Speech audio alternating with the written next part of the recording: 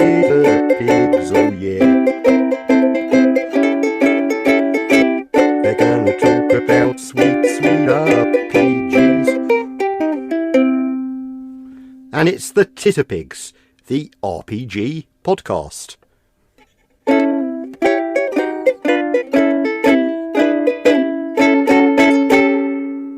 I getting paid for this one?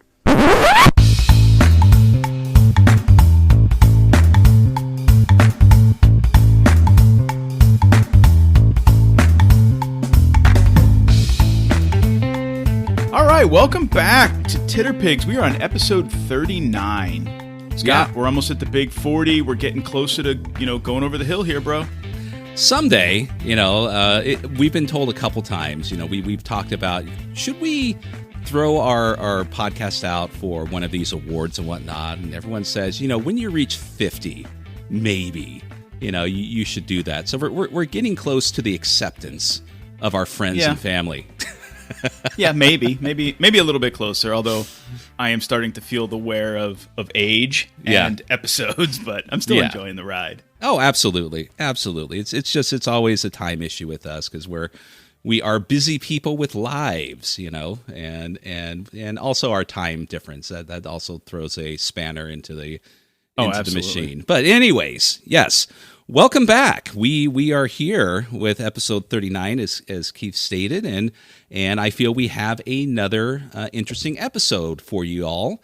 We touch on another divisive topic here following our introduction, and also Keith and I wax on eloquently about our coming our coming trip to Gen Con as we in our game selections of sorts. Yeah, I'll just leave it at that. Yeah, it's coming. 39 days, so there obviously will be more Gen Con talk coming from us, but also while we're there at the con. So looking forward to that. But before we get into all of that, let's just have a little chat. What's new and going on in the RPG world for everyone currently, Keith? What would you like to talk about? I know. Mm-hmm. How about Free RPG Day? How about Free RPG Day? Yes. Did you go? As we are recording this, it is like right now it's happening. Mm-hmm. So did you get to a store and get any of the loot this year? No, because as stated in a prior episode, and if you follow me on the socials, my friend's RPG store, can't talk today, is currently in limbo. He's in the process of selling it, and that has taken a really interesting and fucked up turn. I'm not going to go into details. Maybe I will after it finally concludes. But man, it is been a roller coaster ride for him. So because of that, he's not participating in that. And the other stores that I know that sell them, or not, I shouldn't say sell them. Oops, we'll talk about that in a second. That provide them. Just I've been just busy, and it's okay. That's fair. Yeah, a lot of good stuff, but it's not too difficult. To obtain these things after the fact. So I'm not, and nothing in there was really making me bite at the bridle, to go and get. So, but you did. And I did. Yeah. I did. So how was your venture into RPG Day? So two local stores were doing it. My buddy's little store down the road and another store 2 towns over, not too far. I didn't go to the farther store. I just went to my buddy's store. Right. Because he always does it every year, and he's super generous with, what you can grab and all of that stuff. And there was a couple things this year in the offerings. Actually, let me backtrack for a second. Okay. The offerings this year, in my personal opinion, were the best they've ever been. Right. Last year it just felt chintzy and cheesy, and the year before, not any different. This year, like, no kidding, there was some good stuff. Right. In my opinion, which is what made me want to go. Like, every year there's the DCC module. I grabbed that. Mm-hmm. Like a fantastic looking first level or level 1 adventure. Now, bear in mind, I haven't read any of these things. I literally picked them up yesterday. So, but the other thing that I really wanted was the Dragonbane tournament style quick start. Mm-hmm. So it's got the basic rules, it's got a scenario, and I'm getting into Dragonbane, so why not? Right, right. But it's the other things aside from those two that I found interesting. Mm-hmm. I didn't grab one of everything. I don't normally do that, but there was a few things I grabbed, like the Hollows quick start from Rowan and Rookert and Deckard. Yeah, Rowan, Rook, and Deckard. I'll get it right one of these days. It's a nice, chunky, thick, 50 some odd page quick start with a scenario and everything, going on with it. It looks interesting. Mm-hmm. There was even Return to the Dark Tower using the Mazes system. I mean, this thing literally looks like a Mad Libs book. It's got the little cardboard backer, and it flips upward, and the character sheets are meant to be torn out. Cool. My wife was enamored with this, just the presentation of it. Right. Now, that one, Return to the Dark Tower, that's the RPG based on the old board game, if I'm not mistaken. Yes. Not That's my understanding. Not Janelle Jaquet's Dark Tower, yeah. So. No, this is based on, as I understand it, this is based on the board game. Right. The original board game. Mm-hmm. There was some other things. There was a game called Garbage and Glory, the Trash Run. It's about trash pandas. Yeah. Or in other parts of the world, raccoons. Yeah, exactly. So, and there was just some cool stuff. There was, unlike previous years, who is it? Renegade. In previous years, Renegade, for whatever reason, they put out folders, like character sheet folders. They didn't even have character sheets. They were just themed. They looked like things I would put in a Trapper Keeper when I was in like 4th grade. Right, right. This year, they actually had a scenario for Werewolf the Apocalypse, which was surprising because they tend to like screw the pooch on trying to get stuff in the kit. They also had their I don't even know what this system is. It's their Universal system with the G.I. Joe and Power Rangers. Transformer, Power Rangers, mashup kind of thing, yeah. Yeah, but we grabbed it. My wife grabbed it specifically because this one's My Little Pony to give to my granddaughter who's going to flip her shit. Cool. Not in a good way either. She hates My Little Pony. Oh, so but all in all, I mean, there was some great offerings. I got some of the tchotchke stuff, right? The above and beyond things. I got a nice size red and black foldable Free RPG Day 2024 dice tray. Right. Printed, sold. I know they're sold by BCW. So there was several of those in the kit. There was dice in miniatures, like full sets of dice this year. I think there was 3 or 4 sets of Dritz Du Orden. Now, we can argue about how to pronounce Dritz or Drizzit or whatever, but that's for another episode. It's Drizzle. It's Drizzle? Faux shizzle? Yeah, the T is pronounced E-L, just so you know. Oh, got it. Thanks. Yeah, Thanks for correcting me. I speak Drow. Nice.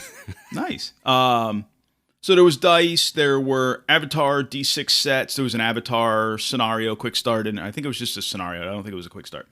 There was even these really cool. I know I've showed this to you already. It's a plastic D20. Single D20 comes in this like really cool, almost like a ring box. Mm-hmm. It has very sharp edges, sharp points. It rolls really well. It looks metallic. The only downside is it's red on like a black-red metallic-looking plastic.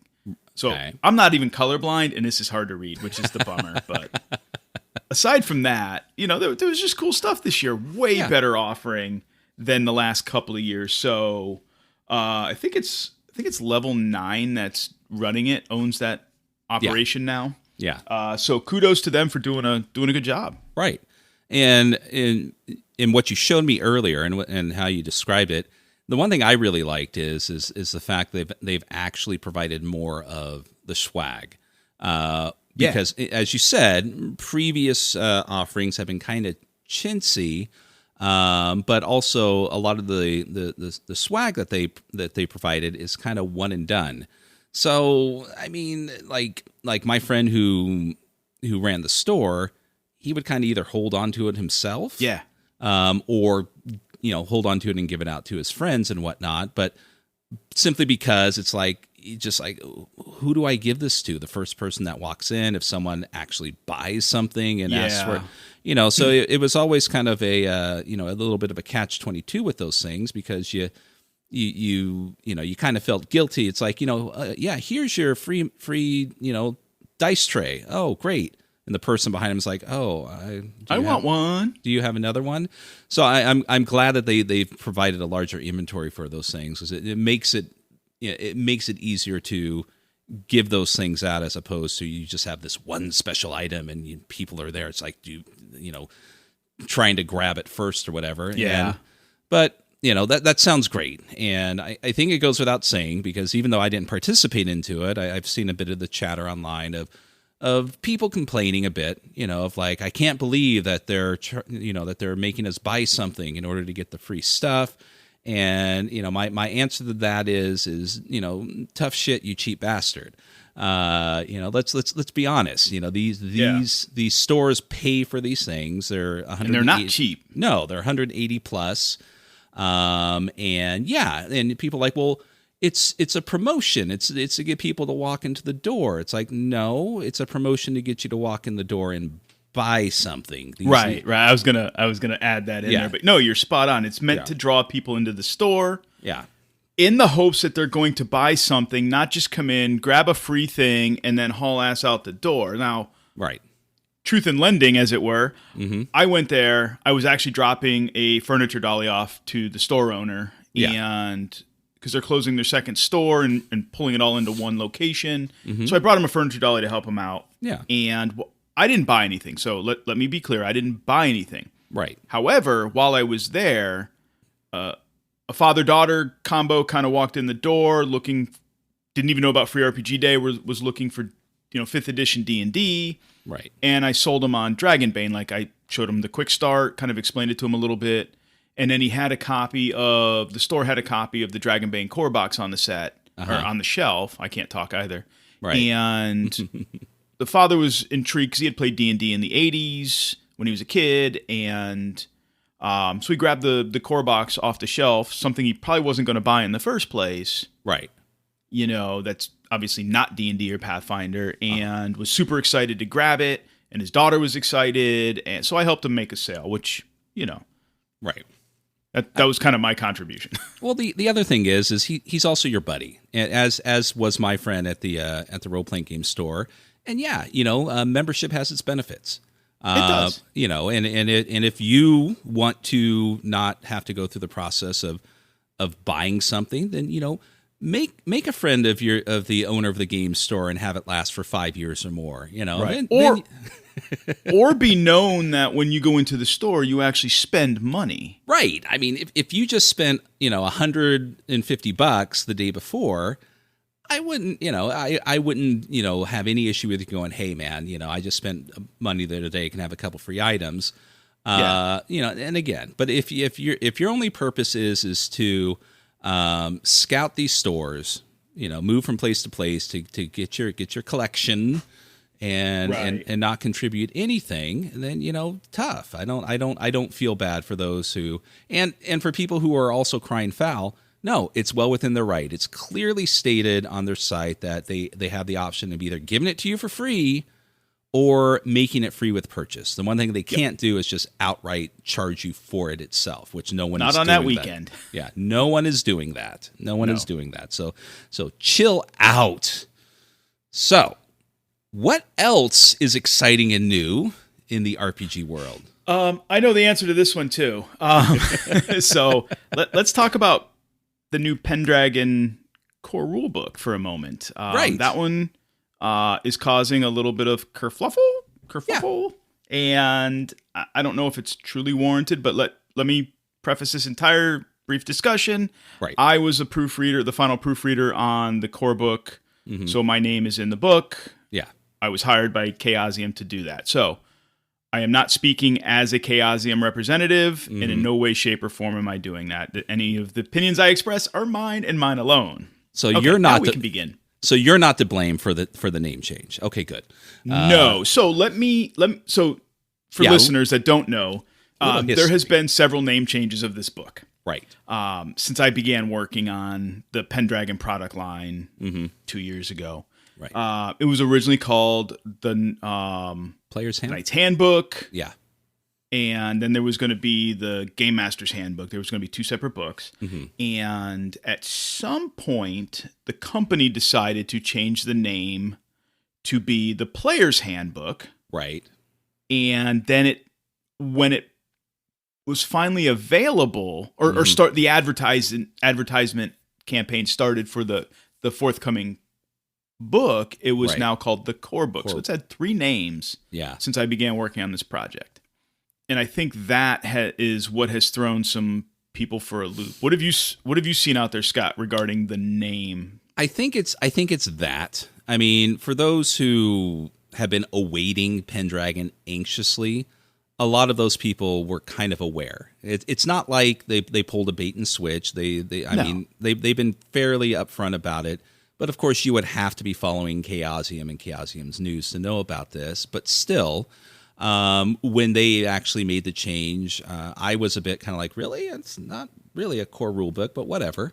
But yeah, the general buzz is the excitement for Pendragon is real, and people are buying it up, along with the Grey Knight scenarios.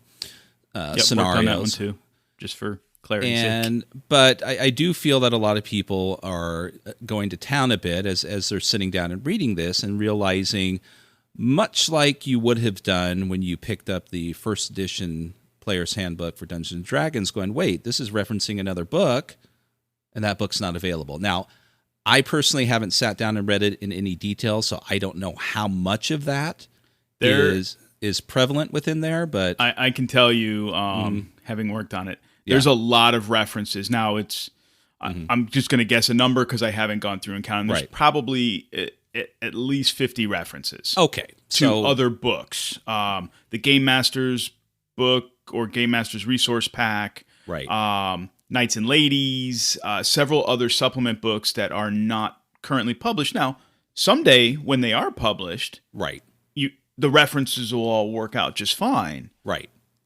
But yeah. Now, does it make the core rule book unplayable as it is? No, I don't feel that that's the case. There's a lot of people out there that, grumble to grumble. They're always going to grumble.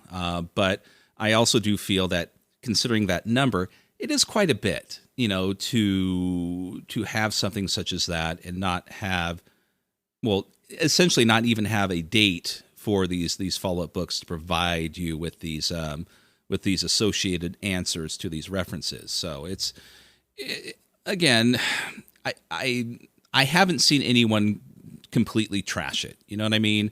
Where I have. Oh, really? Okay. Yeah. I have seen people going off the deep end in to some degree about, well, this is, it's misleading advertisement. It's not a core book. Not all of the rules are in the book. It's not that they reference other things, although that's been superficially touched on. Yeah. It's the idea that the Game Master portion, which I'll come back to in a second, but the Game Master portion is not included in that. It's going to be a separate book. Yeah. Now, coming back to that, everything within the core book, and I don't agree with the name.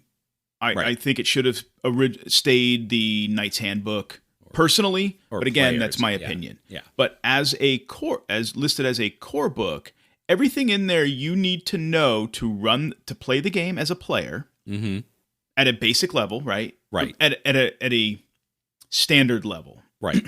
Not optional things, right? That's what a lot of the references go towards optional things, right? So, but at a standard off-the-shelf level, there's everything in there you need to know how to play. And from a game master's perspective, if you know how to play it, you know how to run it. Right. So the basics of game mastering are in there. Winter phase, all of that stuff is in there. Yeah. And it's just lacking a scenario, which is a whole different debate. But everything you need to play and basically run the game is there. My understanding is the future Game Masters book screen pack, I think is what it's going to be, kind of like they did with RuneQuest, right? Right. Is going to be like bolted on stuff, other things Right. that aren't necessarily required to run the game, but they're tips, tricks, how-to, supplemental pieces, Yeah. all of that stuff you would find in a Game Master's book. Yeah. And I again, I get people's grumbles, right? Because it's Sure. like in the common, or I should say in this modern day world of RPGs, the idea that we're providing you what some would be considered, I wouldn't say unfinished, but incomplete. But see, I would argue it's not unfinished or incomplete. Well, I think, here's the thing. If you're going to reference something as a core rule book, everyone's impression is going to be everything I need is in there. And like you said, that's fair. it is, but if you're going to have a multi-book pack, we've got, the Game Master's Guide, the Player's Handbook, or whatever the case may be, most people expect those to be introduced together. I don't disagree. I don't disagree. Or at least, here's, it comes out this month, next month we have this, and next month we have that. Not months and months and months in between. Right. But and I don't know, for the record, I don't know what their production schedule looks like. Right. So I can't speak to that. Yeah. But again, I get people's grumbles, right? Yeah. There's some people that got some fair bitches, right? Yeah. Like a core book, like you said, implies that everything's there. Yeah. But at the same time, if we look at what core is, core is the central piece on which everything else is built too. Yeah. So it depends on what angle you come from and what your expectations are. It's simply just, I think it was a misstep. I don't know. I mean, there's obviously a marketing and advertisement reason for that. I don't really Sure. I mean, and I don't know either what the big picture looks like. Pure speculation. It's just like, oh my God, if we just keep this as a player's handbook, are they not going to buy it? Are they then going to wait, for the other three to come out before they even bother? That kind of thing. But, and I get it. They're a business. They are a business. But this one might have been a bit of a misstep. But it hasn't stopped people from buying it. I see pictures every goddamn day. It just came in. I just picked it up. And then in the secondary comment, they're like, hey, what the fuck? Yeah. But no, it's a gorgeous book. It is. As I said, there are those references to supplemental things that'll come out in the future. Yeah. Which there's a litany of things that are projected for the future.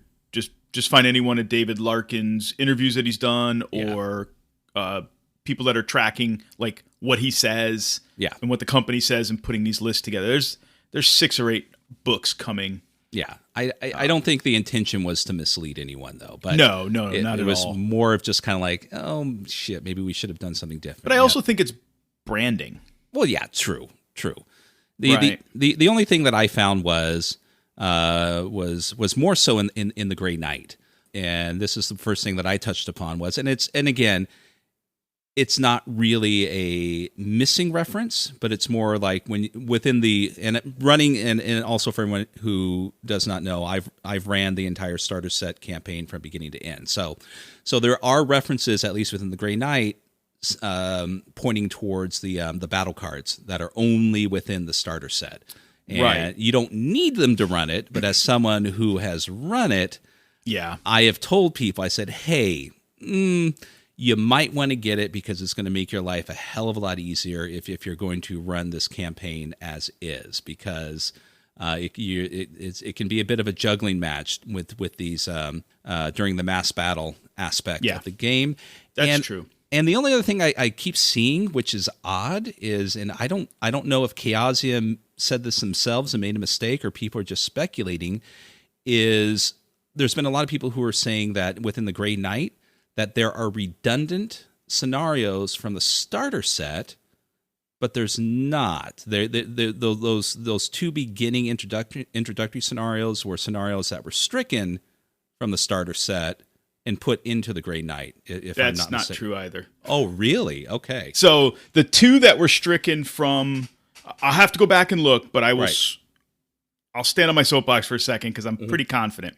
The 2 that were stricken from the original manuscript that I proofread for the starter set have not been released yet. Oh, okay. Now, where Grey Knight picks up. You don't need the core book to run the Grey Knight. You can do No. it strictly with the starter set. Right. And the idea is that the thought was, I think when the original design writing was happening, was that it was going to come out before the core book. Right. Not concurrently. So you could take it with the starter set, have the starter set, then buy the Grey Knight, waiting for the core book to come out, or the core set, right? Whatever the original theory was, and be able to play it, hence the battle cards and all of that stuff. But the introductory scenario or two that's in the Grey Knight are meant to fill the gap between where the starter set ends, the year, what is it, 513? 513, I think, ish. Yeah, I think it's 512 or 513. And where the original Grey Knight, which has been revised and redone in this book, starts, I think it's 514. I'd have to look. And it connects the dots. Right. In a running storyline from those in the starter set through all the way to the end of the Grey Knights. Okay. I think it may have been just people's paging through, because I know one of the two scenarios deals with Sir Pellinor, which you actually meet within the starter set, but it's not the same scenario. It deals with the questing beast, and then the other one most definitely is not in the starter set. We didn't even touch upon that. So it may have just been people just, oh my God, they're being redundant. They're selling us on something that's another box set. This should be completely free, or it should not be, this should be all new stuff. So what are they trying to pull? And I just don't think they looked at it in detail. Yeah, and I could be wrong that what's in there is the two that were stricken, but I do know the two that were stricken from the original one. One is a single scenario, the other is a multi-track scenario where you have, based on previous things, you have to decide, does the story go this way or that way? And there's a scenario for each of those options. Right. Cool. So, and I know from proofreading this, I'm almost 100% positive, it's been a year since I worked on it, and I haven't read it yet again, that it's not in there. Yeah, I just, all I've done with most new games that I get, it's just an initial flip through. I'll pause on certain things that interest me, but once something hits my doorstep or I pick it up, I flip through it, and then when I get actual breathing room, I'll go through it in detail. Especially, I'll be going through it in more detail because we're going to be running the game at the house at Gen Con. So but I'm looking forward to the reviews starting to come out for the game. And speaking of reviews, yes, tell me, why don't we get on to our next segment? Hell yeah, let's do it. If you're an athlete, the greatest motivator of all is the fear of letting your teammates down. After all, a team is only as good as its weakest link. So you owe it to those wearing the same jersey as you to be your best every time you step on the field. That's why there's no vape in team. When you vape, you can expose your lungs to toxic chemicals that can damage your lungs. If you're a step behind, the team's a step behind. Brought to you by The Real Cost and the FDA.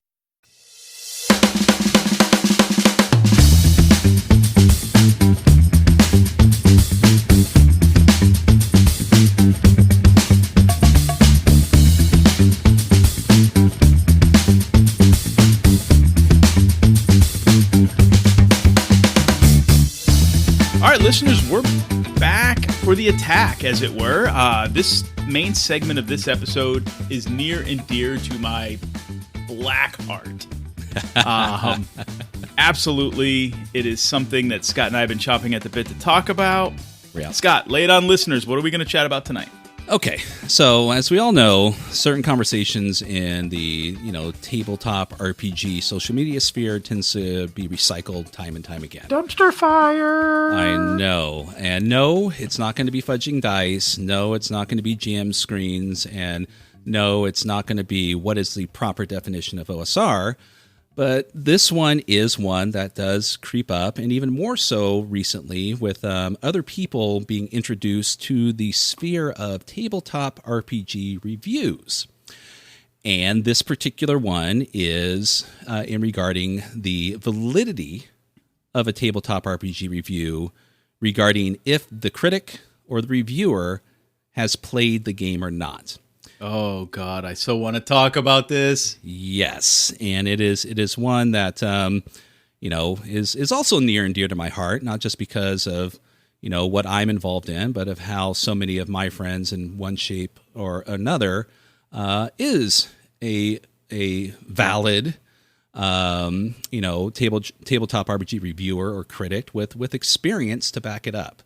But what we're going to be talking about is what's more important, the experience that you have as a foundation when talking about the game, or coming back after playing it and then talking about the game. So right. But I do think before we jump into this, headlong into this topic, because as I said, it's near and dear to my heart, and I know it is to yours as well. Mm-hmm. I think for transparency, we need to be upfront. Yeah. For those that aren't aware, I have been reviewing role-playing games and some board games and historical war games, whether board or miniature. Yeah. On my website, my blog, Rolling Boxcars, for 10 years now. So I am, for all intents and purposes, I'm a game reviewer. So right. And Scott, for your transparency, what do you do? Okay, well, I do, on my channel, I do what essentially is known as unboxings. But essentially, whereas certain unboxings are just showing off the prettiness of it, this looks interesting and this is a pretty cover and this artwork looks great, I tend to go a bit more deeper into it, but with the transparency of that, hey, this is simply a first impression. This is me, along with the people watching, essentially opening up that box or that book for the first time, and I'm expressing my feelings about it, but also giving impressions of the game, right? Based on my experience with other games. So there will be a bit of, what many would consider a review, and a lot of people who I have done unboxings for thank me for, finger quotes in the air, a review. And he air quoted, really, he did. Yeah, exactly. Okay. So I do think that's important that everybody understands where Scott and I come from. We may have some biases in this conversation because of our background. So yeah, I think with that, we can jump headlong into this. Yeah. Yeah. So what brought this up? Well, without naming any names or because we don't want to trash talk. We don't want to talk ill of anybody or anything or any websites. But obviously, you brought this to my attention as something that you want to talk about, and then obviously I'm quite interested because I invested in this part of the industry. But what brought this about? So a friend, sent essentially a clipping, a photo clip of a site that he belongs to, where someone discussed something such as this. Okay. Primarily their focus was on YouTube reviews, and their essential gripe was, how they go through these games and come to find out at the tail end of the review that they've never played it, but also hitting on other things such as unboxings and how they felt that certain people just do a page through of a book. He's ringing a lot of my bells, and or a guided tour, so to speak. But his complaint is that he wanted to know more, which is valid. What is the game like at the table? Does this game have legs? Things such as that, which are valid wants. I'm not denying. Absolutely. I think I speak for both of us. We're not denying that the want to have a review of a game come with the aspect of it being played is anything wrong. Right. It's just certain expectations of that is what's going to come in question over the conversation. And so, and then of course the other, typical, it seems like every 2 weeks someone comes up and says, hey, if you haven't played the game, you shouldn't be reviewing anything. And, okay, so I see that on the various social medias that both you and I haunt on a regular basis, right? Right. So I think that's, for me, in my mind, as somebody who's been doing this for 10 years, right? I've been playing games I'm almost 50 years old. I've been playing games since I was 8 years old. Right. On one side of the screen or another. So I've got 40 odd years in this hobby. Mm-hmm. And yes, I have opinions, and I do have some biases. Biases? Biases?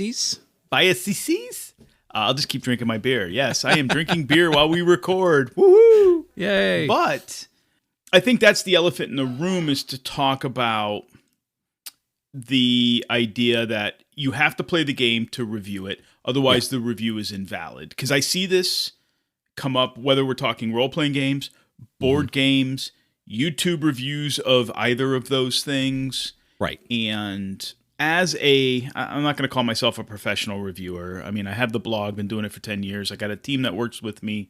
Right. And we pour our heart and soul, blood, sweat, and tears into this thing. But yes, you do. We don't do it for riches. We do it because we love the hobby, and we like to read new books, play games when we can, and then talk about those books, supplements, modules, whatever. Right. And mostly RPGs. But I think to say that a review is invalid if you haven't played the game does hold some merit. There is some merit to that statement.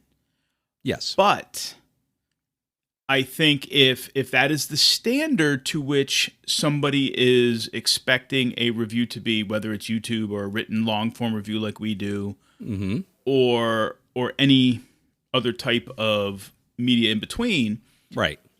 There'll be like 6 reviews done in a year by any given entity, and there will be a what's the word I'm looking for? A lack of reviews within the community. Because it takes time to play games. It takes time to read a game. It takes time to to pull together a team, to play the game, to articulate experiences and everything else. Right. And let's face it, people, I ain't fucking paid for this shit. No. I do it out of my love for the hobby and hoping that I can shed light on a really great game or steer people away from something that's absolute crap. Right. So you hit on a valid point in regards to that. And I think the one thing that a lot of people, when they talk about, hey, why doesn't every review have a game that, or have played the game to review it? Okay.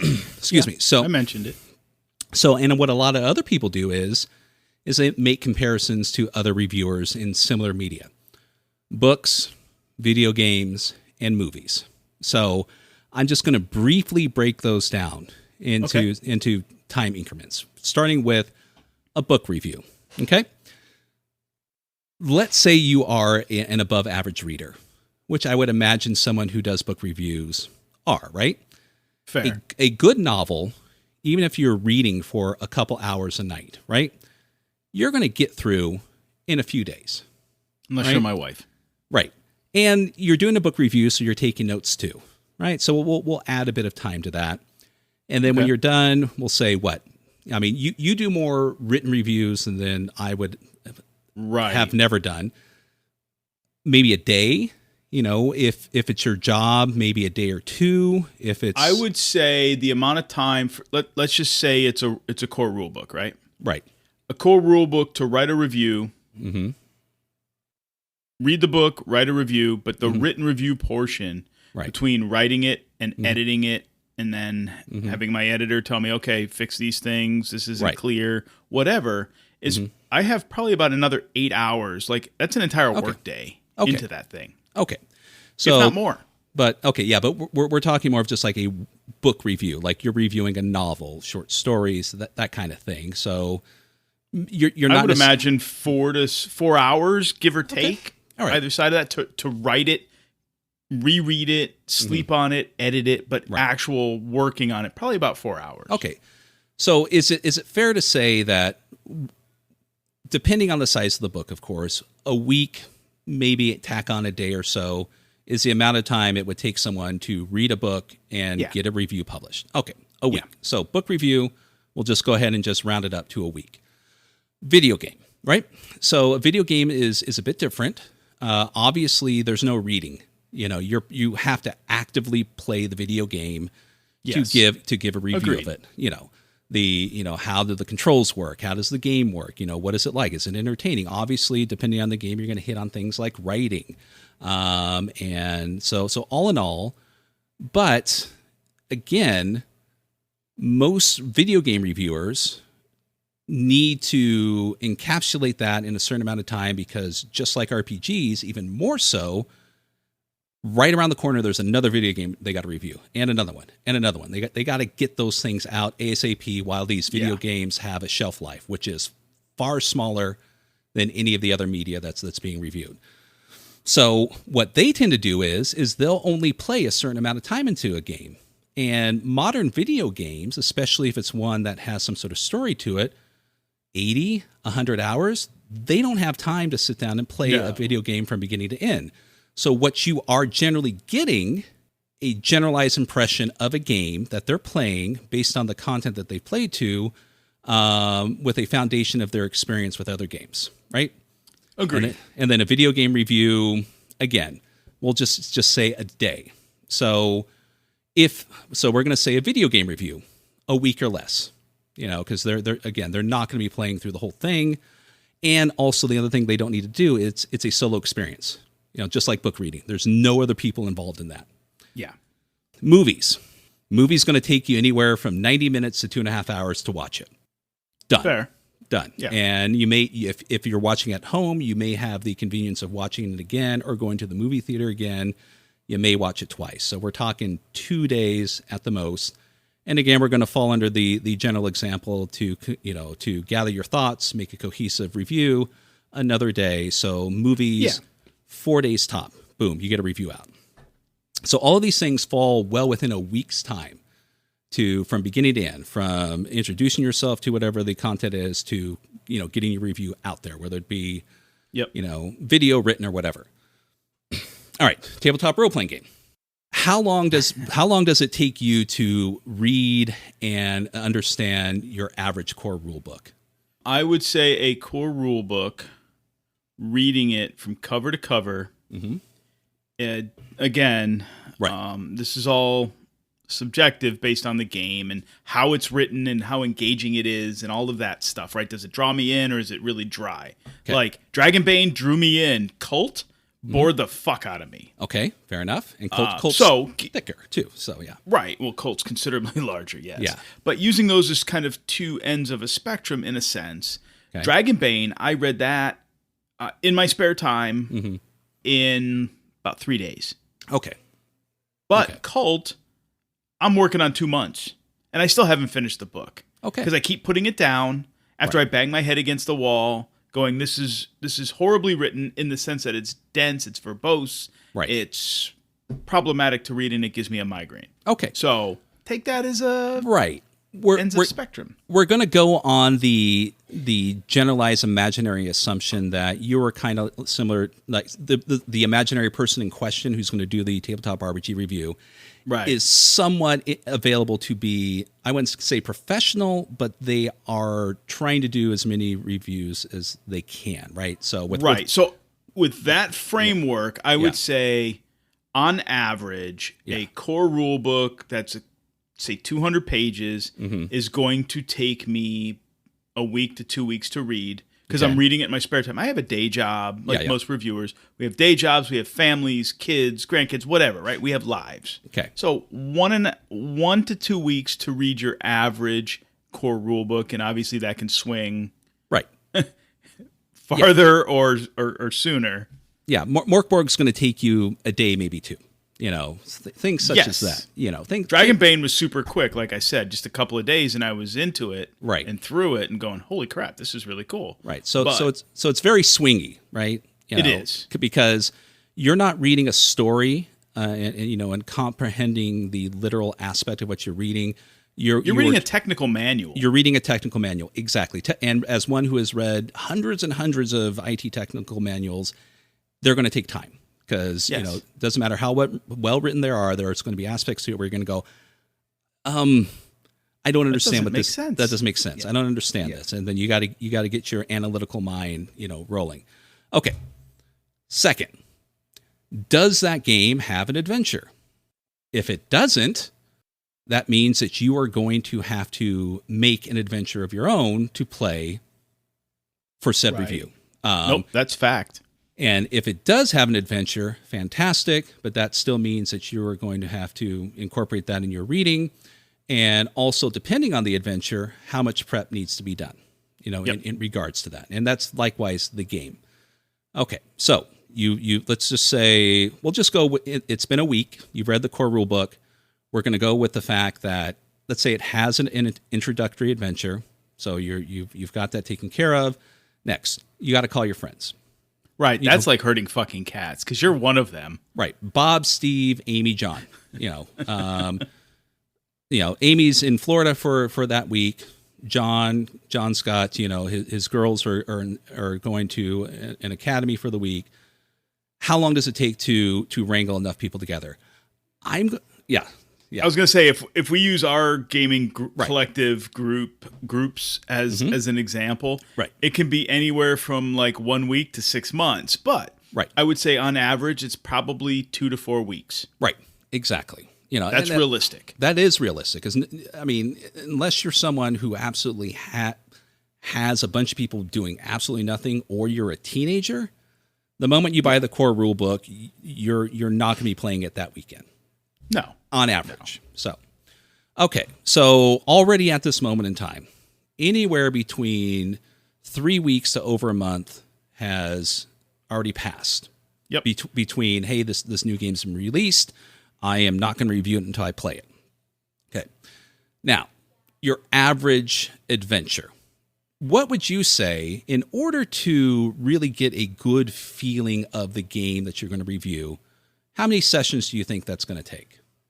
I mean, that's super swingy, right? Yeah, exactly. So let me go on a tangent for a second. Mm-hmm. So like, I can run the quick start scenario from the Walking Dead universe starter set, right? Right. And get a good feel for the starter mechanics that are presented in the rulebook and the scenario that's built around those things.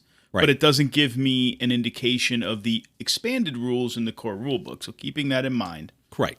That's one thing to consider when you're looking at what you're going to review and all of that and analyzing, right?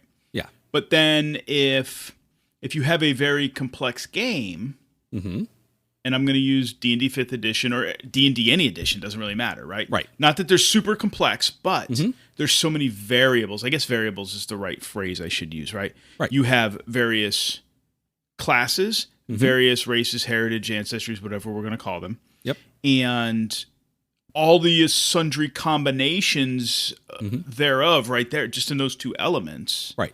That there should... Now we're in 2024. We should just be getting good reviews of like 3rd edition D&D. Right. And I say that... Not, yeah, I know what you mean. Yeah. I'm not trying to be like persnickety and a jackass. Right. But if you... And this is what really chaps my ass on reviews, that, you have to play the effing game to write a review. Right. If you're going to review D&D, yeah, your review's invalid. Right.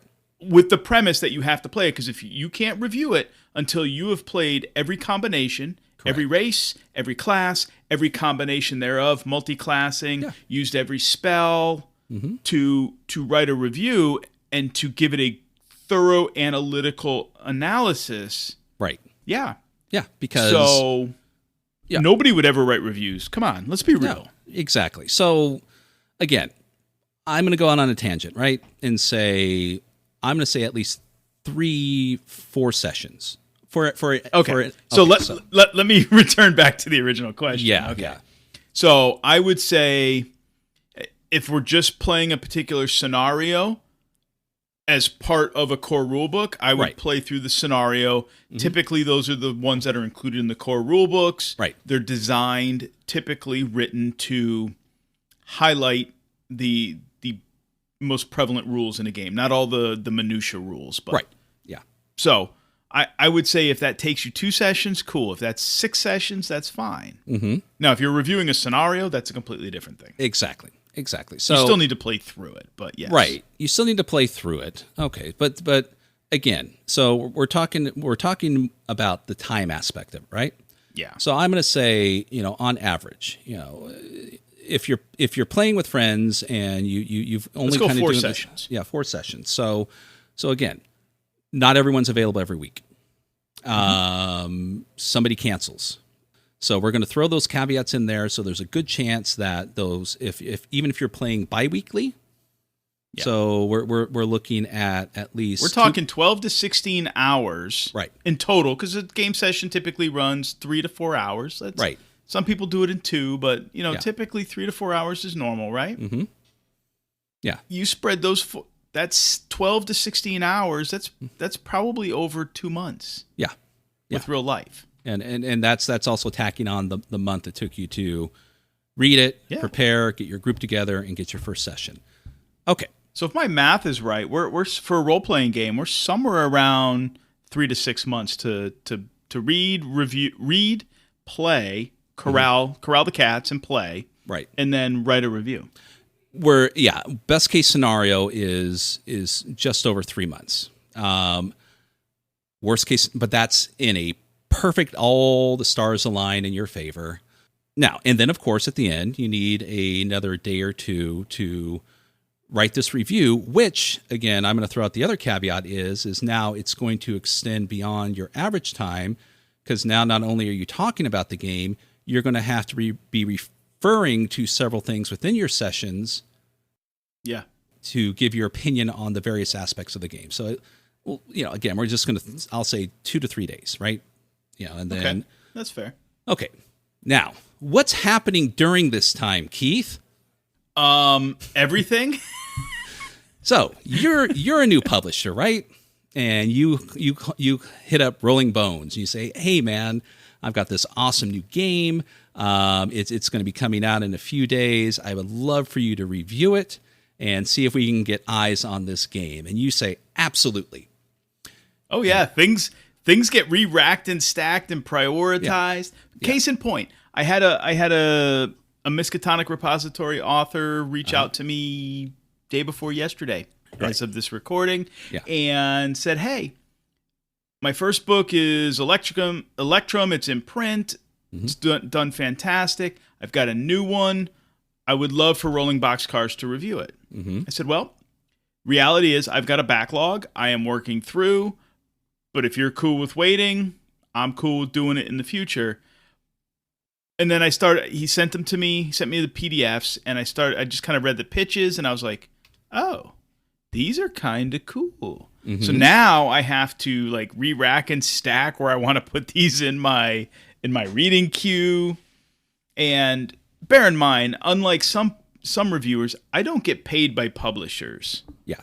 So that doesn't factor into my reviews, and that doesn't factor into where they get racked and stacked. It's not like somebody's throwing me a couple of $100 to do their Kickstarter, pre-Kickstarter release review. No. I have Patreon, and I get affiliate credit from DriveThru if people follow my links. That's it. That's all I get. Yeah. Like I said in the beginning of this, I do it because I enjoy reading new books and trying to play the games when I can and talking about new games. Right. But when a publisher sends me something and I'm intrigued, right? Like the cult of the new, as it were. Yeah. New to me, I'm like, ooh, this other thing that's kind of dull and boring to me right now, let's move that down the list and move this more exciting thing up the list. Right. So back to my hypothetical situation. So you say, sure, but in this particular universe, Rolling Boxcars doesn't review anything unless they play it. And you say, yes, but I don't review anything unless we play it. And the publisher goes, okay, cool, no worries. A month goes by. Hey, Keith, just checking. Have you had time to play my game yet? Another month goes by. Hey, Keith, have you even taken a look at my game? 3 months go by. Oh man, my game is kind of losing momentum as other new games come out, and it's kind of falling behind because everyone is looking at the new shiny. Yep. Fourth month comes out, and you're like, hey, man, review's done. I've played your game. I think it was pretty cool, and the review comes out, and the guy's all, that's cool, thanks. And then you throw your review out there, and because everyone is already focused on a bunch of other games that came out 4 months ago, you know, it will. I mean, it'll get some eyes, but not as many as if it, you know, was Right. bright new shiny.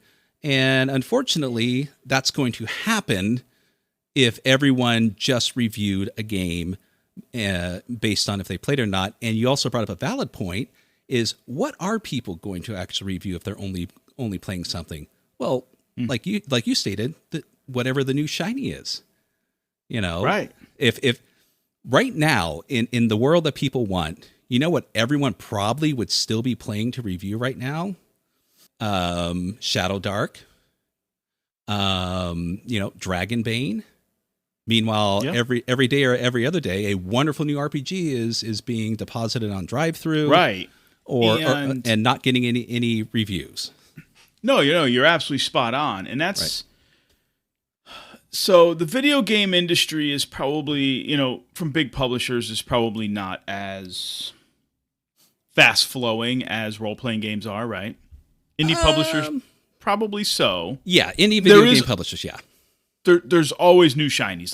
Doesn't matter Yes. if you're in the literature realm, the role-playing game realm, the video game realm, board games, historical war games, whether board or miniature. There's a new shiny coming out every day or every few days. There's something, right? Right. Some more quick than others, but there are certain things that I think, like if you're reading a piece of literature, yes, you need to read the book to be able to articulate and explain why it's a good book, bad book, right? Character development, story, plot lines, Right.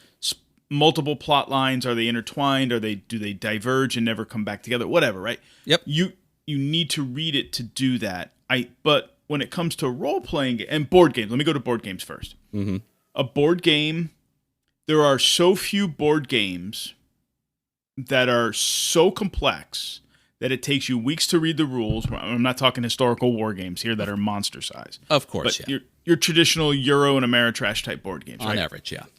They're usually easy. They might have longer longish rule books, but they're easy to read, relatively easy to understand, and you can get it to the table in a relatively quick fashion. Yeah. And I think a board game needs to be played for a review. I'd agree. Most of my opinion on that, my bias on that is because you can read the rule book pretty quick, and B, relatively find a player or two to get it to the game, because either the game's a 1-player, 2-player, 3, 4, 5, or 6, right? Mm-hmm. So it's relatively easy to get it to the game, get the game to the table.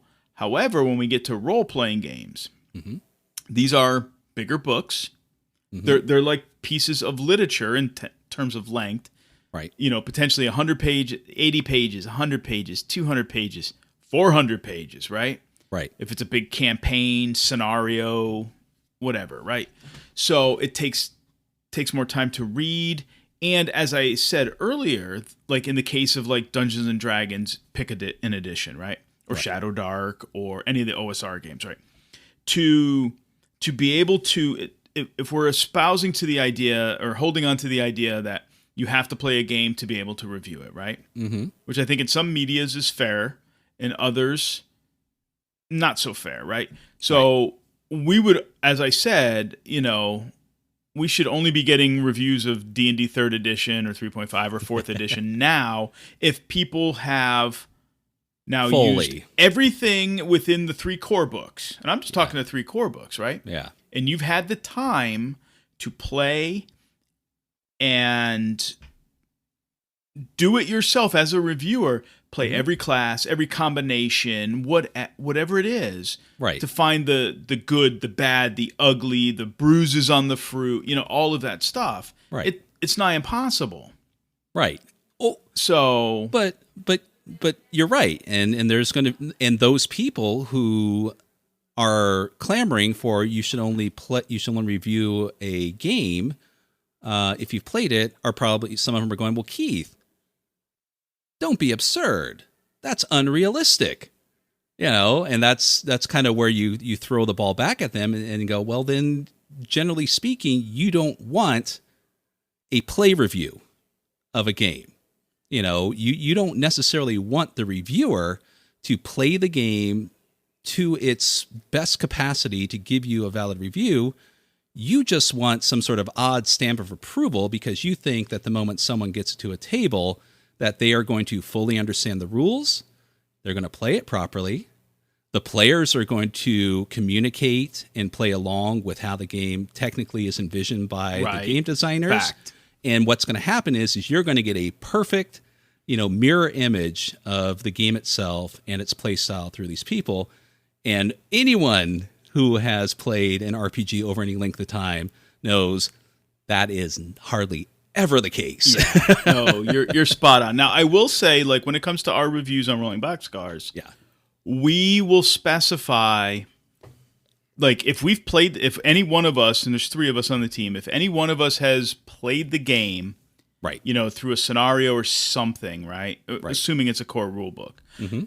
And we've gotten it to the table and played it, we will comment on it specifically, like in a header that says at the table or during gameplay or something, right? We delineate our opinions of it when we got it to the table. Now, if I were to write a review of the 3 core books of Dungeons and Dragons, pick your edition. Yep. To say that I've played it, yes. Yeah. Could I, as a reviewer, can I say that everything works as written, as advertised in any various combination? Absolutely, unequivocally, no. No. And I don't think there's anybody, okay, I shouldn't say anybody, but there's so few people that have taken those 3 core books as a reviewer, and as the reviewer run the game or played the game, either side of the screen here, in every combination possible before they articulated their review and their opinions to see what works, what's broken, what is okay, what really shines. Does the game mechanically as a whole have legs to facilitate long-term campaign play or not? Right. I mean, that's an undue undue is not the right phrase. That is a ridiculous expectation to put on a reviewer, or whether it's a long-form written review like we do, or first impression video reviews like you do, or like our friend at Bud at Bud's RPG Review does. Now, Bud's a little different. Bud doesn't review anything. I take that back. I was going to say he doesn't review anything he hasn't played, but that's not quite factual. He does review books. Yeah, he does that a lot of book hasn't played, but they're usually source books. When it comes to like his super in-depth analysis of like Delta Green stuff or Call of Cthulhu stuff, these are things that he has played as a player or run as the keeper game master. Right. And he is very upfront with saying, okay, this is my in-depth dive on this in, 7,000 parts. Yeah. But he tells you up front, like, I have read this, I have run this, I have played this, and I can give you my opinion and interpretation from 2 sides of the, of a multifaceted coin here. Right. Yeah. And I think you also hit on another very valid point is transparency in that. I don't think it's too much to ask, and I agree when other people bring this up, in regards to this one person who, say, and I found out at the end that they've never played the game, or they didn't tell me if they played the game or not. So how am I supposed to take this seriously?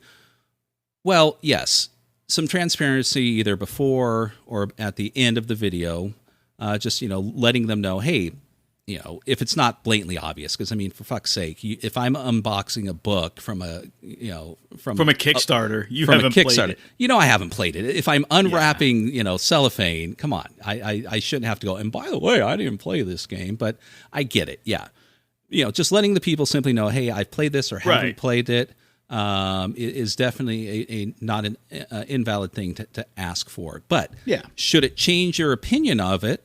Absolutely not. And because I'll bring up another point of someone who declares at the beginning of their video that they only review what they've played, and no, it's not Seth Gorkowski. So recently, who's joined the cadre of tabletop RPG reviewers on YouTube is Quinn's from Shut Up and Sit Down. Wildly popular, because of the popularity of Shut Up and Sit Down. Very charismatic, seems a wonderful, delightful, and very humorous person, and whose reviews are not unlike Seth Korkowski, where they're one part review and one part performance. But he recently did a review of Vaesen, which obviously he played. And his conclusion to that game, and I'm not the only one in this, where he felt that, I'll just sum it up. Vaesen will never return to his table ever again unless the creators of Vaesen come out with a second edition fixing the stuff that he felt was broken. And my mouth just dropped. And from his description of the game that he played, I'm like, well, this person played an entirely different game. This person didn't play. I need to go watch this. Yeah, this person. I mean, mind you, there were valid points. There were certain things that were kind of on par with that, but a lot of things I disagreed with was my reaction. I'm like, did he play Vaesen? Did he read the book? Did he, did the people he was playing with not understand, the game? Did he present the game as it should be? And mind you, because he's, very popular, people were, they weren't like, burn him to the ground. It was like, well, thank you for that honest review, but I'll politely disagree. Whereas if it was me, it'd be like, light the fucking pyre. We're going to burn Scott at the stake. Yeah. Right. But right there, to me, nails down my point. Just because you've played the game doesn't make the review any more valid, because agreed. And that's I think that's my whole point of it. Now, before I let you pop back in, I think what a lot of people's biggest complaints is one, I don't know where they're getting their reviews from, but I think primarily what they're complaining about are a lot of these point and click gaming sites, like Dicebreaker, or things such as that, where primarily, they are, getting paid to do this, but they are a social media news site, and they've got to get that shit out every day. And a lot of times they'll just throw out the new shiny with a bit of a review. And you mean those superficial reviews? Right, exactly. And I would say to the people that, if that's where you're going for your reviews, you're going to the wrong place. You should be going to places like Rolling Boxcars and Bud's RPG Review and Pookie's reviews at Relay A and other places like that, because, these are the people that are doing it because they love the game, not because they're looking for clicks or they're getting paid to do it, or it's an assignment that's been thrust on their desk. Hey, that new Dungeons & Dragons 6th edition is coming out. I need you to, get a review of that game here within 4 days. And that's not what we do on Rolling Boxcars, right? No. I'd rather not publish something in a week and take, this week and take time to get a quality review out. But that brings me to, you talked about like the validity of a review, right? Right. Is there a valid reason why you should play a game? We're still talking just role-playing games. Right. Yes. Right. There are things that you can discover while playing the game or running the game that you would not necessarily percolate up to the surface, right, from just a read through. But and I have run into these situations, and I do articulate those in those reviews where I say, okay, I've gotten this to the table. Here's some things that came to light when I was trying to prepare the game or run the game, and I think it's valid, and it's important when you do play a game to kind of identify the good, the bad, the ugly, right? Right. With the game, the scenario, whatever it is. Yeah. However, we are, as I said, we are not paid entities. Most of us, most reviewers, I'd argue that 85+% of all reviewing sites, whether video or long form, right? Yeah. Are not paid by publishers. And those that are, I think there's, like you kind of articulated, there's this need to generate, it's a media site, right? So it's boom, boom, boom, generate these things, good, bad, indifferent, get something on, some keystrokes done, let's publish it. Right. but hold on. go ahead. I'm going to add one more to that. Yeah. Or there's a couple, and they will remain unnamed, who actually charge people for reviews because of their popularity, and therefore they're looking to profit on that. Yes. And because, hey, I'm super important, I'm an influencer, if you want me to review your game, you need to pay me, because it's pretty much guaranteed that, people will, at least check out your game. And so, yeah. So I'll leave that there. Yeah. Yeah, no, that's fair. But I would kind of wrap this up in a nutshell. What I want to add is that I have 40 years of gaming experience under my belt. Mm-hmm. And that runs the gamut on all the genres. Some I like more than others, and that obviously that does introduce bias into my reviews. Let's face it, we're all human. But I can read a rule book, right? I'm just going to use, because I do a lot of stuff with Free League games, right? I like the Year Zero engine. Mm-hmm. Some iterations of it are better than others in my professional opinion. True. But when I read a Free League game or a third-party publisher that's using their open gaming license to develop a Year Zero game, mm-hmm.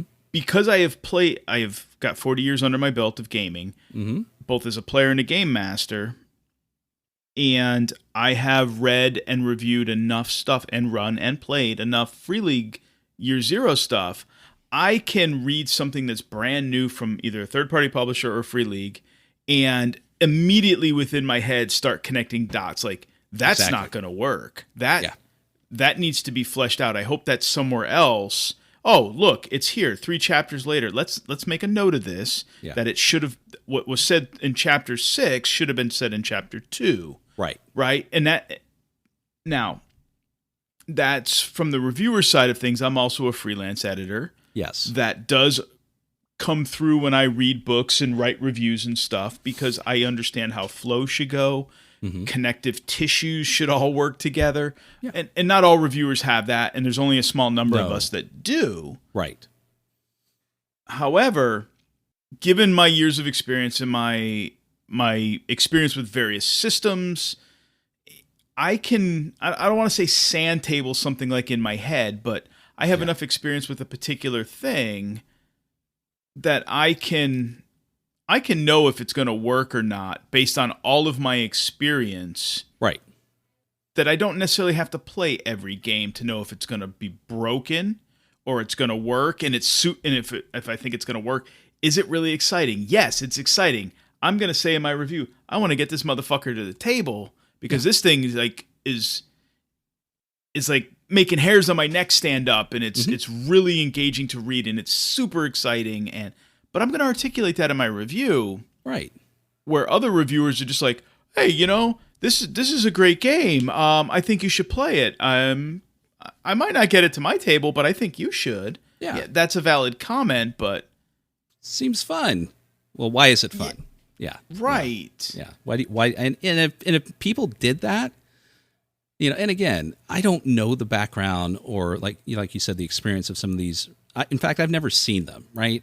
These because I articulate where I get my reviews from, and all it takes is one kind of piss poor, either reading or video or something or podcast for me to go, this person doesn't know what they're talking about. I'm done. I'm not going to go back to them again. And when I find someone who I feel is, and again. Just wrote, back to Quinn's. His previous reviews were spot on and excellent, and plus they're entertaining. Just because someone had one review wrong doesn't necessarily that's okay. That's okay. And it's not because, and the other people, it's not because I disagree with them for saying a game I liked is bad. It's the way that they presented themselves, regardless. Sure. Someone can come to me and say, I did a review of Delta Green. It's the best thing since sliced bread. And I'd be like, that's nice. Why? But why? Yeah, and I don't know. It's just it's X-Files meets Call of Cthulhu. It's like fuck, shut up. You've just that type of person is just kind of rendered themselves useless because they are not articulating on hey, this part of the mechanical structure of the game is good. Yeah. Or I don't like this. It works, but I don't like it because it feels clunky or laborious or whatever it is, right? Yeah. That's the difference between a superficial reviewer and somebody who's actually like read the book, Right. and has years of experience, and can say, okay, this game is like these other games, but it does it better because this, and this. Yeah. Now, to bring everything full circle, Yeah. does it make my reviews or Pookie from Reviews of Rillier or Bud's RPG review or Seth Gorkowski's reviews or your first impressions Yeah. any more valid than the next person? To me, it's all in the reader or the viewer listener, right? Depending on the type of format, Right. that they have to read it, listen to it, watch it, whatever the case may be, and form their own opinion. And the things that they're looking for that help shape their opinion are valid, right? I'm not saying if you will only consider a game as reviewed if it has been played by the reviewer, that's a valid position to take. I don't necessarily agree with it. Yeah. I think that's pretty evident by now. Yeah. I don't necessarily agree with it. Yeah. But if that is what your standard in a reviewer is, Right. it's a valid position, and good luck finding a reviewer that's played every game that they review, because we just ain't got the fucking time, bro. Right. Or be happy with the fact you're gonna get a review of 3 to 4 to 5 games a year. Yeah. From this person. Yeah. Yeah. Like, Yeah. let's. And it may not be the games you like. Right. So let's look, because we all know that I like historical war games, big maps, little cardboard counters. Right. It's one of the things that I really enjoy. Right. Right. And some of those have very chunky rule books. There's a game that's super intimidating to me called A World at War by GMT Games. It has like a 200-page rule book. What's it about? Sorry, go on. The entire World War II Go on. in the European theater. It's I'm like joking. everything with it. I knew it was one of 2 answers, but go on. Right. And then there's supplemental games to it. Prequel of War, which is the lead up to World War II. And then there's like a Japanese theater one. Okay, cool. That you can all mount it together. But my point is, some of those games have super dense rule books that are super complex. Oh, I've seen something like that, yeah. Yeah. And yes, you need to play those to figure out, do they work? Do they not? And just to find enough players to play A World at War to do the game justice, and for everybody to be invested in it to do your review. Yeah. Holy shit. I'm surprised there's ever a review of that game. Right. Because to play that game, if you play it twice a month, right? Right. Besides the fact that it takes huge amount of real estate on the table or tables, you're playing for a year to play the game. If you're playing twice a month. Right. Yeah. I mean, unlike RPGs, you can read, you can use your experience with other games to go, oh, that makes sense because that was the same thing in this other game. This other version of this Year Zero engine, I'm just using that, or D&D D20, whatever, right? Yeah. You can connect the dots that way. Now, I'll end on just saying that, yes, if you can get a game to the table and write about your experience with the game in gameplay, what you liked, what you didn't, yes, that does add another layer to it. And as a reviewer, I try to always add that when I can. And as a reader of other reviews or consumer of other reviews, I do appreciate when that's in there. But I also understand that we all have lives, and most of us do this just as a hobby, that there's no way to do that unless you are putting out a very small number of reviews every year, or you're literally reading a not a very dense book, running a one-shot, no kidding, 2 to 4 hour session, and then basing your entire review over the one experience. Right. No, which is valid, but not valid. Right. Yeah. So. And I will add, well, I'm going to add a couple things in closing as we wrap this up. One, if you are, legit in the idea that, you need to have a game played to get a full, proper review of it, I would say, why? A review is not there to essentially give you a full Wikipedia breakdown of the game. It's there to give a basis of opinion, whether it's played or unplayed, and essentially you're going to use that as your general interest and my interest into this game. Fact. Some people who ask for plays, and I've seen some of these comments, they want someone to essentially tell them what to do, make the decision for them. And that's not that you should never go into an RPG with that. Realistically speaking, what you want to do is you want to spend the next 4 or 5 weeks watching an actual play. That's what you should be looking for. You should not be looking for a review. Yeah. And so think about that. When you have this high expectation of reviews in your game, and also think about the point I made. Just because someone played it doesn't mean they're essentially providing you with the experience that the publishers and the writers intended. So therefore, that can be skewed also. Look at it. Mm-hmm. Look at a review as anything else, as a more detailed impression than what I do, to essentially give you a general feeling of, should I check this game out? If the person reviewing it has been playing games for 40 years and they say the hairs on the back of their neck are standing on end, that should be a good indication that this might be an exciting game, because that person has played multitudes of games. And has seen a lot of different games and seen repetition of a lot of games. So, coming across something new that makes your hairs vibrate is farther and fewer between the longer you've been playing games. Perfectly honest. Everything is cyclical. And one more thing before I do that, because this is going to come up. Somebody's going to mention this. Just because someone says that they have 40 years of experience in game doesn't mean they're rubbing your nose in the fact that you haven't, people. All Keith is saying is that he's been playing games longer and has played more than the person who's been playing D&D for 5 years. But that doesn't mean that if you've only been playing D&D for 5 years, that you can't go to another fantasy game and give a review of Shadowdark, Dungeon Crawl Classics, or something like that based on your own experience of the past 5 years. All it is just experience. So calm down, young people. Calm down. This is not a grognard situation. No, it's just a statement. So chill with the I'm 40 years experience. I'm tired of people telling me. Okay, so let me jump in real quick. Yeah. So I would encourage you, if you are a younger player, age aside, I don't care about your age, right? Yeah. But if you've only been playing D&D or some other game, Shadowdark, Shadowrun, GURPS, whatever it is, right? Yeah. Whatever your preference game is, right? And you've been playing it for 6 months, a year, 2 years, 3 years, 4 or 5 years, whatever, right?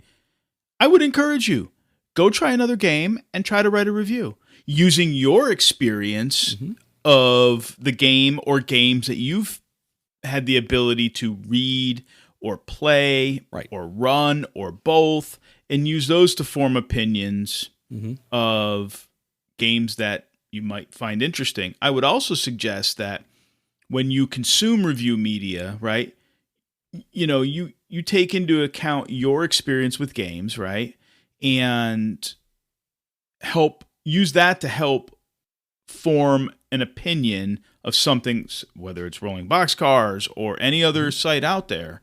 When you consume that media of a review of game X, based on what the reviewer writes, and then based on your own experiences with either similar games or dissimilar games, decide if that's a game that interests you.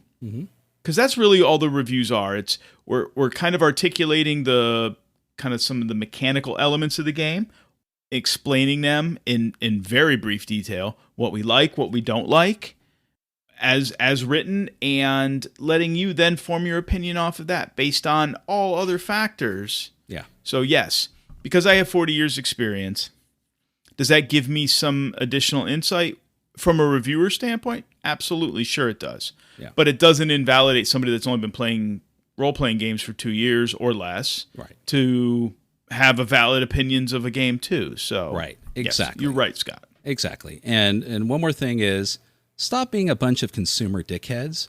You know who doesn't complain about games being played before review? The publishers, the authors, because they want eyes on their games now. So if you want to be supportive of the community, sometimes stop thinking about yourself and think about the people who are presenting these games, because they appreciate the fact that people are looking at their games in the now and not 6, 7, 8 months from now when 3 or 4 games just like theirs has already overtook them. So look how many games we've referenced in this podcast segment, right? Yeah. How many different games have Scott and I mentioned by name that we have read, reviewed, unboxed, played, GM'd, whatever, right? Yeah. Case in point, right there. Yeah. Publishers want people to know about their games, whether they're read, skimmed through, played, talked about, right? Right. So, stop being consumer dickheads, please.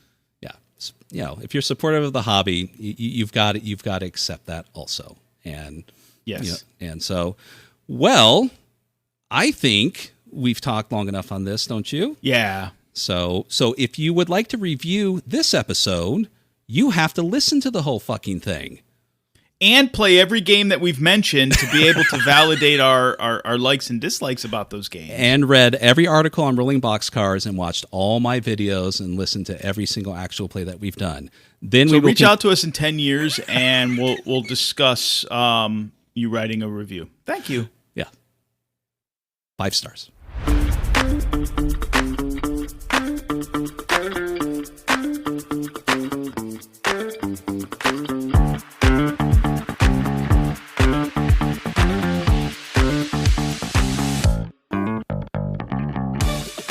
All right, in this segment, we are going to throw down on some Gen Con gossip.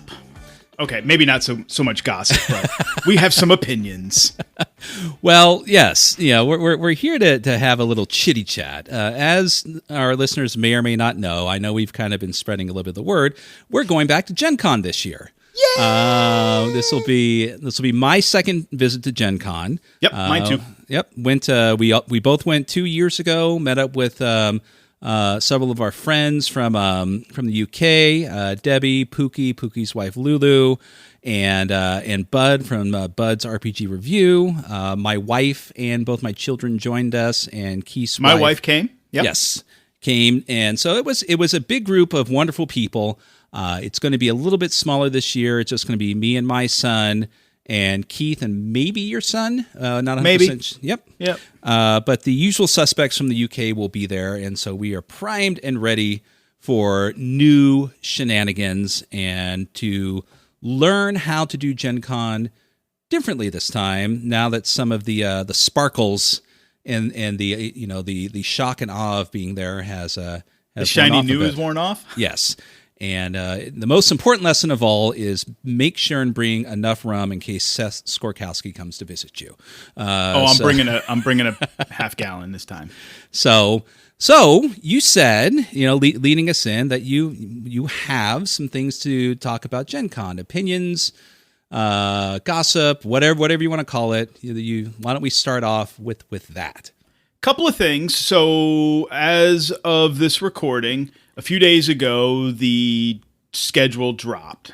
Almost a week ago, the schedule dropped with, oh my God, what? 12,000 plus things on the schedule, right? Yeah. 5,000 plus role-playing game sessions alone, not to include anything else, right? Yeah. Holy moly, there's a ton of stuff. But there are some weird omissions on the role-playing game schedule. There could be weird anomalies for that. Yeah. There are some interesting things on the schedule that I was kind of surprised to see. Mm-hmm. So let me throw those out there. We can chit-chat about those. Okay. When we were all kind of collectively as a group trying to figure out what games do we want to individually play or try to play as a group, because we're all going together. Yeah. You had said you didn't see any old school essentials on the schedule. Right. I went back and I looked. Mm-hmm. I looked for Necrotic Gnome. I looked for Old School Essentials. I looked for the publisher, who is slipping my mind right now. Mm-hmm. And no shit, there is no Old School Essentials on the schedule anywhere. Right. Yeah. Now, as a darling in the fantasy realm, Old School Essentials is kind of like a go-to game. And I was just kind of really taken aback that it's not on the damn schedule. Like every other iteration of, D&D is on the schedule. Every first, second, third, 3.5, fourth, and fifth are all on the schedule. Right. Now, there could be obvious reasons why it's not on the schedule, right? Like somebody didn't submit to run it. I mean, that's the elephant in the room, right? Yeah. But somebody else had kind of offered the idea to us that, there's no organization that represents for Necrotic Gnome at conventions. Now, I don't know. Do you put any stock in that? I mean, I know that's a thing, but not really. I mean, I am not this is only my second time to Gen Con, but I have several friends who have gone many, many times over the year, most of which have run games many times. And, they do these games on their own, or like a couple that I know that they end up going under the moniker of one of the publishers they may have, worked for, like Hex Games or something, because you get some sort of company or group discount or something like that. Kind of similar how we're going under the press pass. It allows us to attend Gen Con, because we're there to report on a lot of the things that we see and do there.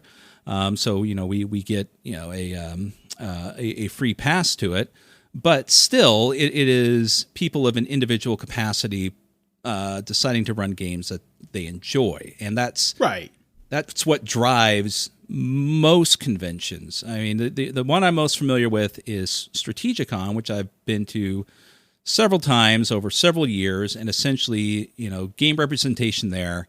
The only game that falls under representation window is, without a doubt, the Pathfinder Society and Adventurers League. Other than that, you may get an occasional publisher who's just there to maybe show their game off, but it's not like there's a group who is gathering these games together to say, hey, as a group, we're going to be representing your games at these conventions. So I don't really think that's, I mean, it's a reason, but I don't think it's the reason. Okay, that's fair. Let me throw out this idea then. Do you think, and just in your opinion, and I'm not saying this is a global community opinion, do you think OSE, Old School Essentials, is falling out of favor? Because it is being offered at other game conventions, but as I'm thinking about this, because I was doing some research the other day, right? Yeah. In the wake of this conversation, several days ago, I'm seeing it less and less on offer at conventions, but that just may be the ones that I'm looking at or having access to, and it may not be a full spectrum view. It may just be a very narrow look at things.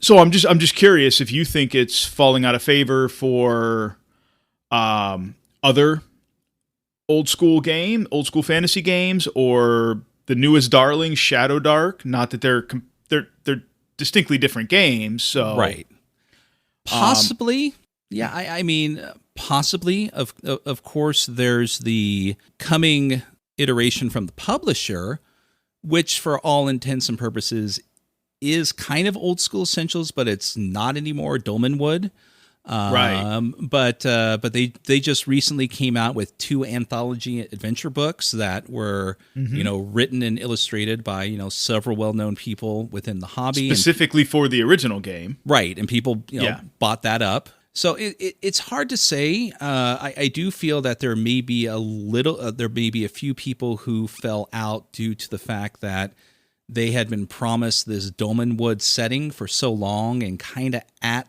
the last minute, they decided to say this is its own self-contained game with its own rules. But that doesn't mean that you can't use Old School Essentials. I know that turned off a lot of people on that. Sure.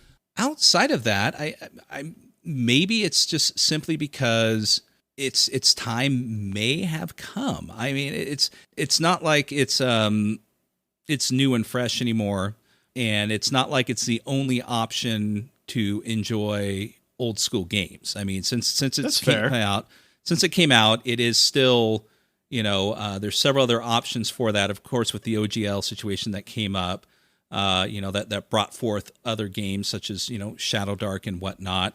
I don't know. I don't think I can put my finger on it as to why, there's little or there's no representation at Gen Con. Because, I could see it at a small one like Strategicon. There's only so many games. There's maybe 2,000 people attending that at its peak. So there's only so many games available for that short period of time. And their RPGs don't run 24 hours a day. Like Gen Con. But over 5,000 games and not one. So that's the one that kind of boggles my mind. And that's why I was wondering if you just your thoughts were, do you think it had fallen out of favor? I mean, I know everything's subject to the slings and arrows of people submitting games to run, or organizations submitting games to run, or a publisher or a publisher's rep doing it, whatever. Yeah. And I don't believe Necrotic Gnome or even the publisher, which I now remember is Exalted Funeral, has representation there this year, and that's fine. They may. I was just curious. It's just a GWiz thing. It was an observation when we were looking at the schedule. The other observation I had when we were looking at the schedule I thought was interesting. So we all know that 1D&D or 6th edition or whatever the hell they're going to call it is supposed to come out this year sometime. Mm-hmm. But there is no official WotC presence at Gen Con as best as I can tell. However, there are several seminars, 50 years of D&D on the schedule, going back to original D&D, AD&D, like all the different, various iterations of D&D. And they have some of the, the heavy hitters on these panels, these seminar panels. I was just curious, like, what you thought of that. Like, for the 5th edition one, they got, like, Mike Merles. For 5th edition, that's a heavy hitter, right? Yeah. But yet, WotC doesn't have, like, an official presence there. Well, we could do a whole podcast about my opinions on why that's not the case. But that's a whole separate circus. Maybe near the end of the year we could do an episode on the 50th anniversary of D&D and the handling of it, because the year's not over yet. That's a whole separate thing. But no, I mean, okay, so I mean, I think one of the things might be is one. Most of the people who would be running things like Old School Essentials, Hyperborea, Swords and Wizardry, we're talking the OSR, right? Have already done that at, West Texas RPG or Game North Home Texas Con RPG. Or GaryCon. North Texas. Yeah, don't go to West Texas. Texas. You don't want to go to West Texas, man. North Texas RPG Con. Because that's their bread and butter. That's where a lot of their fans of that, and you're going to see more of that there. Whereas, there's just no interest to bring that to Gen Con and be lost in the mix. I just did a search on it right now.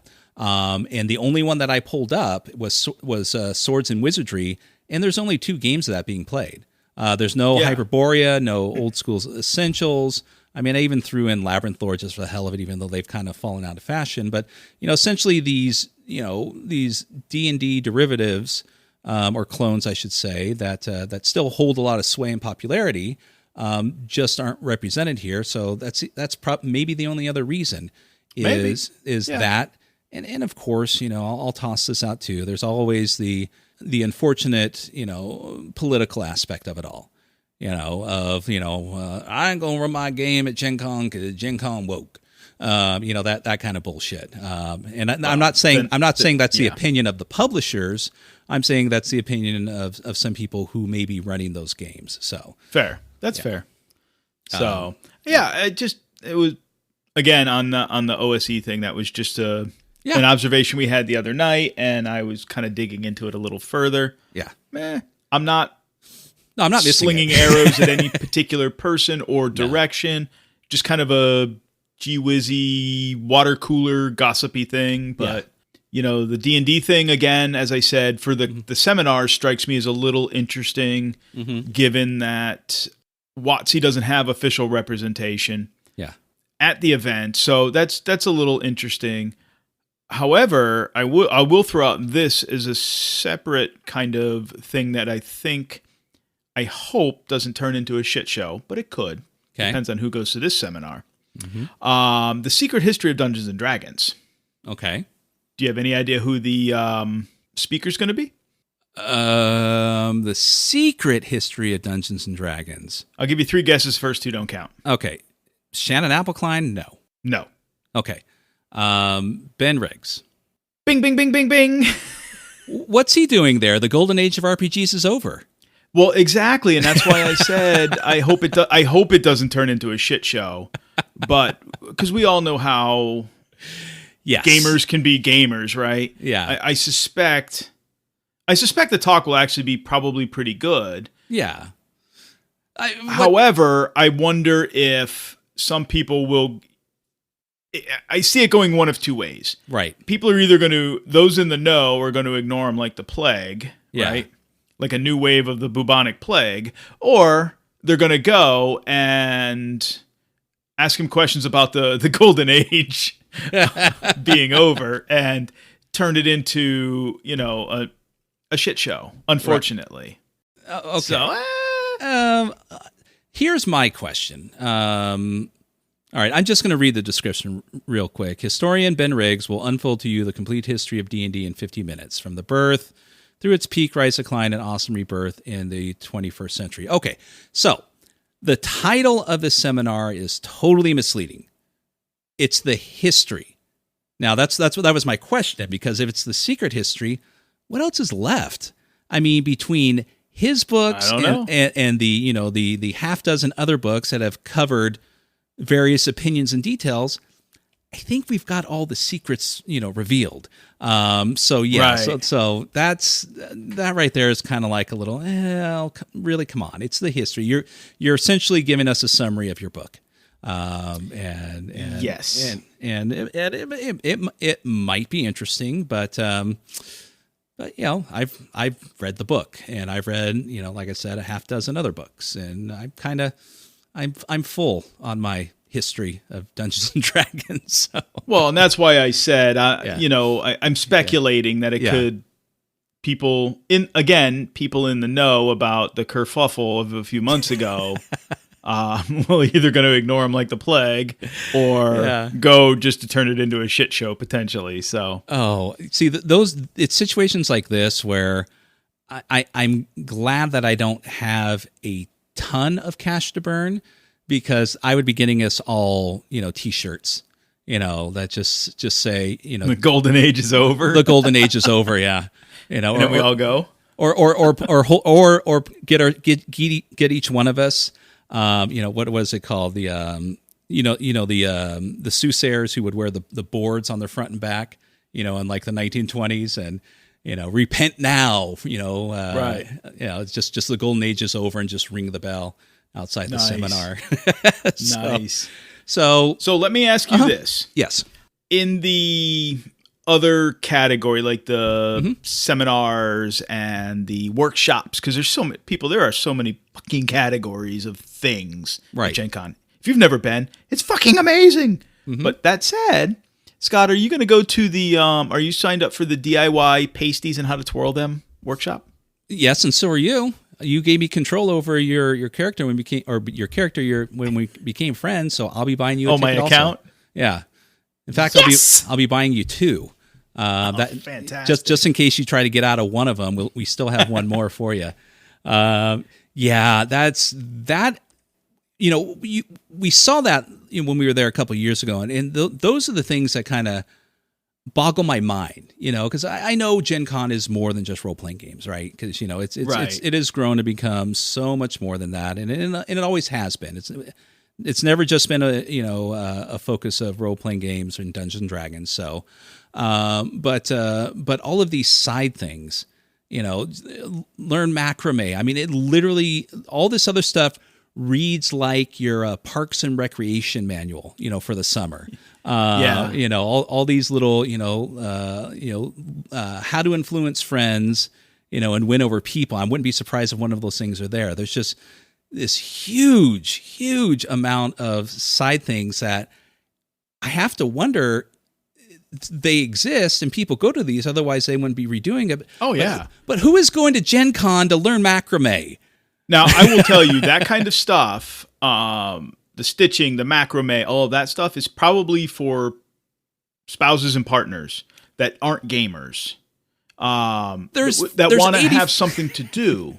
There's 85 bars around the corner. Go have a drink.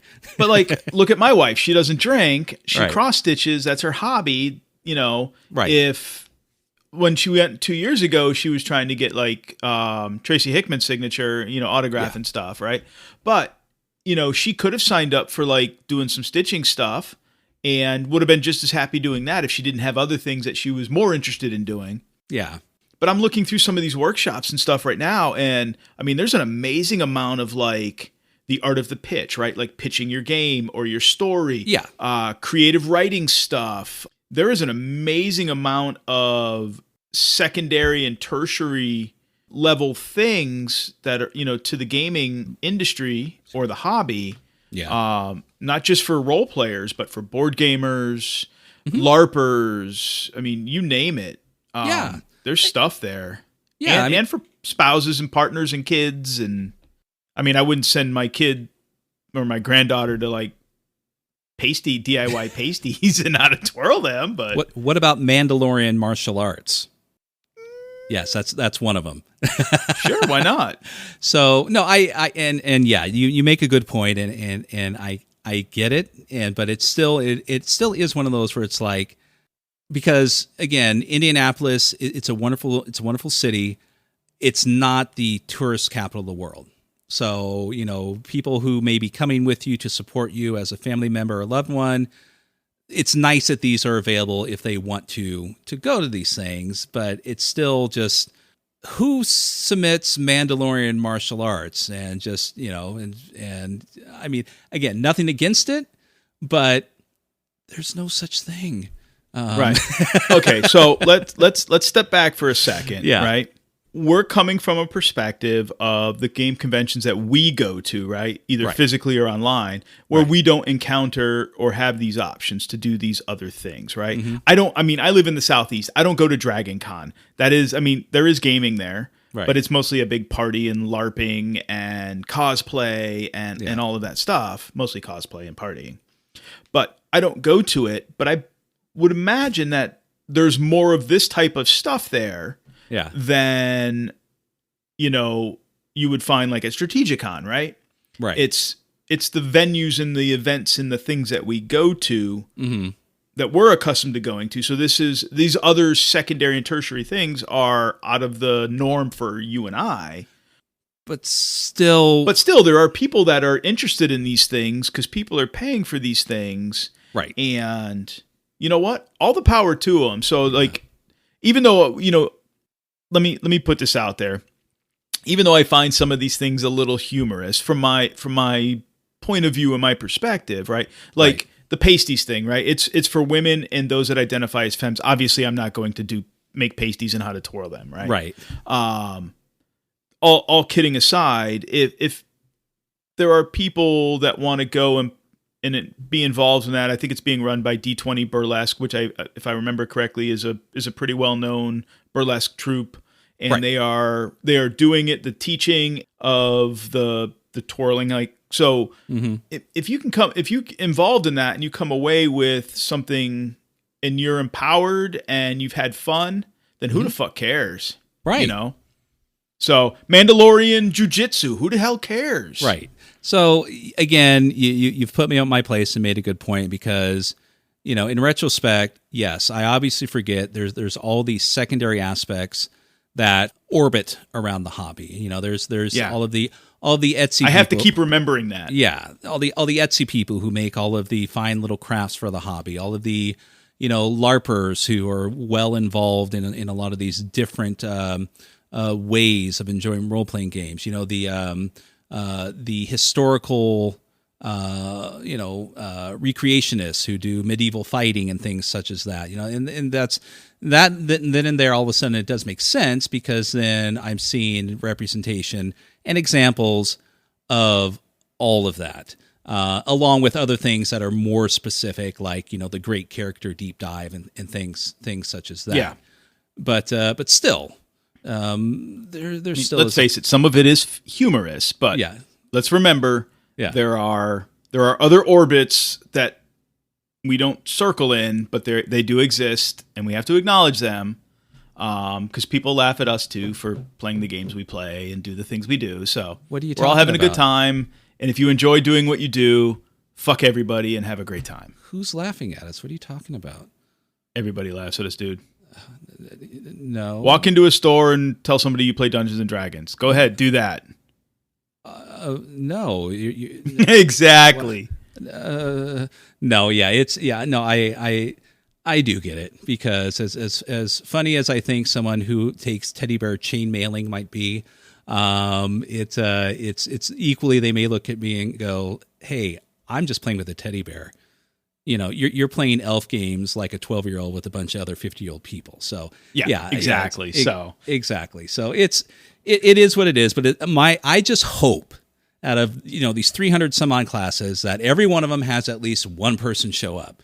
Because I would hate for someone to go through all of that effort to put these things out there and have nobody show up for fingerless glove making. You know what? I'll do you one better. I hope they're all sellouts. I hope the people that are teaching them or doing the seminars or whatever they are, however they're classified, the workshops and whatever else, they're all full. Everybody has a great time, and everybody walks away happy. Yeah. Because that's what it's all about, right? Yeah, no, it's supposed exactly. to be the what's Gen Con's motto? The greatest 4 days of gaming or something like that, right? So, yes, I know that. I'm part of the press people. Yeah, sorry, Yeah. I just stuttered on my words. no, but the whole point is whatever you do at Gen Con, Right. Do it to the best of your ability, do it with style, and have a good damn time, regardless of what it is. Yeah, with you Don't let anybody tell you can't do it unless you want to do pasties and twirl them. If you ain't a woman or identifying as a femme, probably stay the fuck out. Yeah. I'm just saying. yeah. Just saying. There's 80,000 people. There's got to be something for everyone there. So that's that. Again, I applaud them. So yes. Yep. All right. Well, anything else you want to touch on before we I conclude just this? Yeah.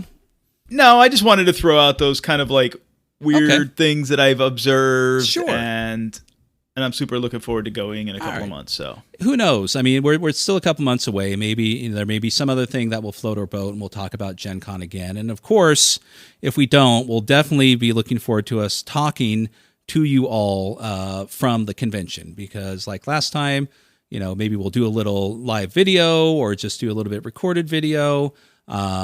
Maybe I'll make biscuits and gravy again for a bunch of ungrateful Brits,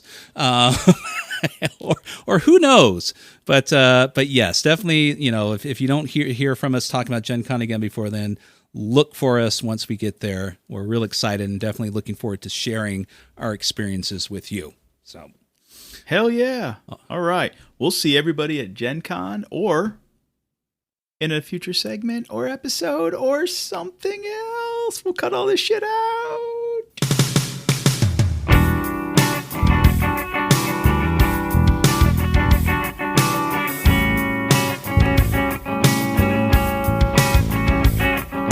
Hey, Titterpigs fam, just a quick reminder, we do have our Patreon going on. It's patreon.com/Titterpigs.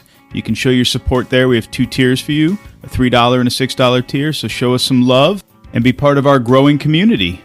and speaking of our current community, I would like to give a shout out to our current Patreon members: Dr. Mitch, Jason Sheets, Bud's RPG Review, Dwayne Costa, William Payne, Lupus Malum, Salt Heart, Patrick Mullen, Dragon Girl 74, and our newest member, Crafty Matt Craft.